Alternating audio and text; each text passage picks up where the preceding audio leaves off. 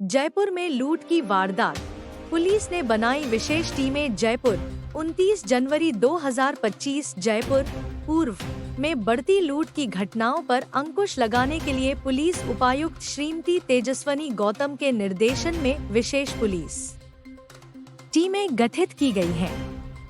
अतिरिक्त पुलिस उपायुक्त श्री आशाराम चौधरी के नेतृत्व में थानाधिकारी राजकुमार गांधीनगर की टीम, थानाधिकारी चंद्रभान मोती डूंगरी की टीम, उप निरीक्षक प्रहलाद नारायण गांधीनगर की डीएसटी टीम, 75 वर्षीय वृद्धा के घर लूट 21 जनवरी 2025 को श्रीमती गंजू देवी कोठारी निवासी देवी पथ जयपुर के घर लूटपाट हुई। नौकरानी सावित्री और उसके साथियों ने उन्हें और 2 नौकरों को बंधक बनाकर कीमती सामान लूट लिया।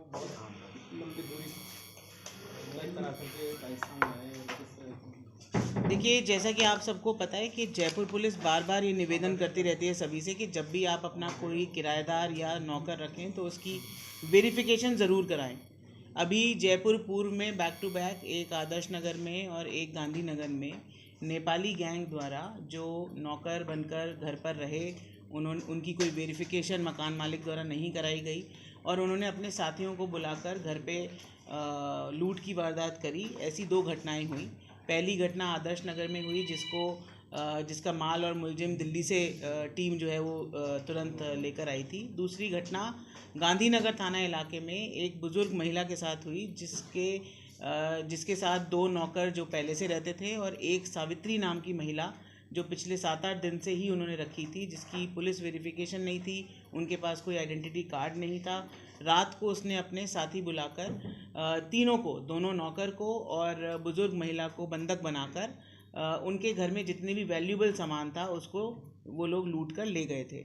ये घटना जैसे ही हुई उसके लगभग 7-8 घंटे बाद पुलिस को सूचना दी गई। पहले ये लोग घबरा गए, इन्होंने पुलिस को ना तो सूचना दी, तो पुलिस के पास बहुत ही कम समय में क्लूज़ थे जो इनको अपने देश से दूसरे देश में पहुंचने से रोका जाना था। फिर भी हमारी टीम ने बहुत बड़ी मेहनत करते हुए, हमारी डीएसटी ने, हमारे एसीपी एसीपी गांधीनगर के नेतृत्व में जो हमारी टीम बनी थी उसमें राजकुमार इंस्पेक्टर, चंद्रभान इंस्पेक्टर, हमारे सरदार सिंह जी डीएसटी इंचार्ज और हमारी पूरी डीएसटी टीम ने अत्यंत मेहनत करते हुए अभी 2 मुलजिमों को पकड़ा है। एक मुलजिम है जिसका नाम है मकदूल, जिसने पूरी रेकी करके इस व्यक्ति को, इस जो सावित्री नाम की महिला है उसको इनके घर पे रखवाया था। उसका नाम है मकदूल दमई। ये भी नेपाल के रुकुम ज़िले का रहने वाला है। और दूसरा है दान बहादुर बोहरा, जो कालीकोट करनाली नेपाल का रहने वाला है, जिसने इनके रहने की, जब ये भगे, ये किसी होटल में रुके, रेकी करने के दौरान कहाँ रुके, इन दोनों को गिरफ्तार किया है। पूरा रूट चार्ट बनाते हुए हमने एक जो हमारे नेपाल बॉर्डर पर एक लोकेशन को चिन्हित किया। उस हमारे जो साइबर टीम और जो टेक्निकल टीम इंचार्ज हैं गौरव, संजय, इनकी मदद से हम एक संदिग्ध नंबर तक पहुँचे जो धारचूला करके एक डिस्ट्रिक्ट है पिथौरागढ़ उत्तराखंड में, वहाँ पर आ रहा था। क्योंकि हमारी टीम इतनी जल्दी वहाँ नहीं पहुँच सकती थी तो तुरंत उत्तराखंड पुलिस की मदद ली गई। वहाँ पर एक व्यक्ति को डिटेन किया गया नेपाल पुलिस द्वारा, क्योंकि उत्तराखंड और नेपाल का जो बॉर्डर है वो सिर्फ एक नदी से बॉर्डर है और एक सस्पेंशन ब्रिज है दोनों जो कंट्रीज़ को जोड़ता है। तो वो जो लोकेशन थी वो 100 मीटर उधर थी, तो वहाँ पे नेपाल पुलिस ने एक व्यक्ति को डिटेन किया जिसका नाम पारिक शाही करके आइडेंटिफाई हुआ।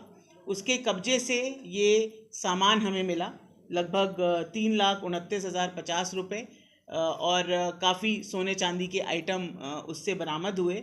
उससे पूछताछ करने पर ये पता चला कि ये उस गैंग का मेंबर था जिसने ये लूट की थी और उन्हीं के साथ यहाँ पर आए थे और बाकी इन्होंने फिर अपनी हिस्सेदारी लूट के सामान में कर ली थी। इससे पूछताछ से ही बाकी 2 जो मेंबर्स हैं उनका नाम भी जो है क्लियर हुआ। एक का नाम है पारस शाही और दूसरे का नाम है प्रवीण।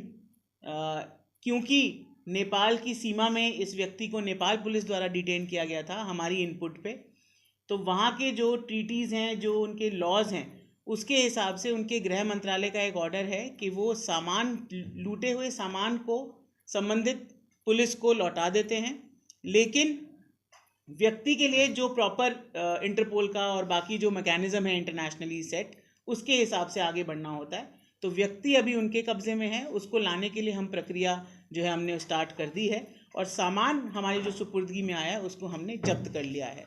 तो कुल मिला के हमारे इसमें जो ये नेपाली गैंग थी, इसके 5 मेंबर्स जो थे उनमें से 2 हमारे कब्जे में हैं, जिन्होंने इनकी मदद कराई और रेकी करके इनको वहाँ पे प्लांट किया, और बाकी 3 लोग जो हैं वो उनकी अभी भी जो तस्दीक हुई है वो नेपाल पुलिस की मदद से और जो हमारी इंटरनेशनल कोऑपरेशन से जो आगे हम बढ़ते हैं उसके साथ हम करेंगे। आप लोगों के माध्यम से मेरा सिर्फ जयपुर की जनता को इतनी ही अपील है कि जब भी हम किसी टेनेंट को, किराएदार को या सर्वेंट को रखते हैं तो ये जिम्मेदारी हमारी है कि हम उसकी पुलिस वेरिफिकेशन कराएं। घर बैठे राजकॉप सिटीजन ऐप और जयपुर पुलिस कमिश्नरेट की नज़र ऐप, इसके लिए आपको किसी थाने पे भी जाने की ज़रूरत नहीं है। घर बैठे भी आप अपने किराएदार या जिसको आप रखने वाले हैं, नौकर, उसकी आप वेरिफिकेशन करा सकते हैं। वो विद इन टाइम ऑनलाइन भी हो जाती है। कई बार हम चूक जाते हैं, हम लापरवाही में ये काम नहीं करते हैं, लेकिन इसका खामियाजा भुगतना भी फिर हमें ही पड़ता है।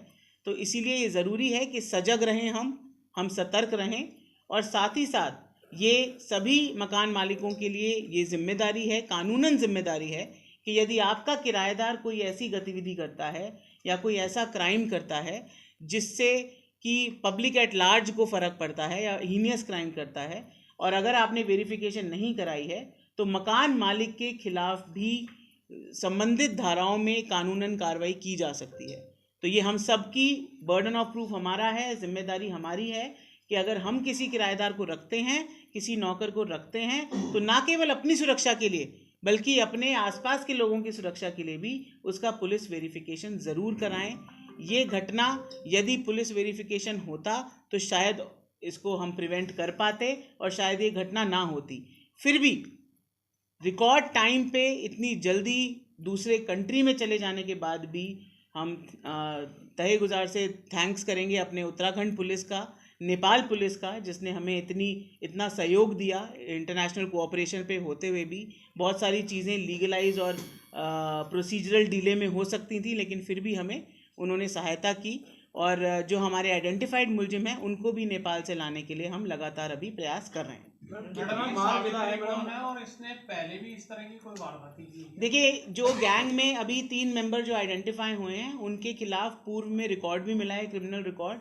एक के खिलाफ तो राजकोट में मर्डर का एक मुकदमा भी मिला है, जिसमें राजकोट पुलिस से कोऑर्डिनेट करके उनके बाकी साथियों के बारे में भी हमने पता किया है, लेकिन वो सभी अभी जेल में हैं। और इनके पुराने नेपाल में अगर कोई इनका क्रिमिनल रिकॉर्ड है तो वो भी हम नेपाल पुलिस से मंगा रहे हैं। मैडम, यहाँ कैसे इन्होंने पूरी प्लानिंग तैयार की थी? यहाँ पर कितने दिन से प्लानिंग कर रहे थे ये 2 लोग जो पकड़े गए, रैकी करना? देखिए, ये जो एक हमारा मुलजिम है जो अभी हमारे कब्जे में है, मकदूल, जिसने इनको रुकाया, जिसने इस महिला को, जो सावित्री अपना नाम बता के हमारे कंप्लेनेंट बुजुर्ग महिला के घर पे कोठारी निवास पे रुकी, इसको और इसके 2 साथियों को ये लेके आया था। इसने जानता था, एक इनमें से जो एक साथी है वो इसी के गांव का रहने वाला था, रुकुम डिस्ट्रिक्ट का, और वहीं पे ये लोग इस तरीके से प्लानिंग करके, रेकी करके, कि क्योंकि ये जो मकदूल करके आदमी है, इसको पहले से पता था कि यहाँ पे एक बुज़ुर्ग महिला अकेले रहती है